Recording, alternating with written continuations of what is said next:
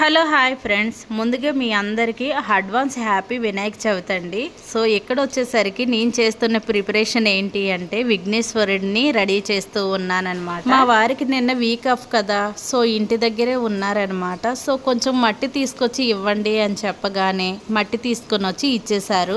ఇప్పుడు నేను ఇంటి పనులన్నీ చేసేసిన తర్వాత చక్కగా తలార స్నానం చేసేసి ఇక్కడ వచ్చేసరికి విఘ్నేశ్వరుడిని రెడీ చేస్తున్నాను అనమాట. ఎందుకంటే రేపు వినాయక చవితి కదా, సొంతంగా నా చేతులతో ఎలా వస్తే అలానే రాని అనేసి ఈ సంవత్సరం అయితే వినాయకుడిని రెడీ చేయడానికి పూనుకున్నాను. ఓన్లీ మట్టితో మాత్రమే చేస్తున్నాను, ఎటువంటి కలర్లు గట్రా యాడ్ చేయడం లేదు. ఛత్తీస్గఢ్ వచ్చిన తర్వాత నా దోస్తులతో కలిసి ఎక్కువగా శివలింగాలని రెడీ చేస్తూ ఉంటాము పూజల కోసము మట్టితోని.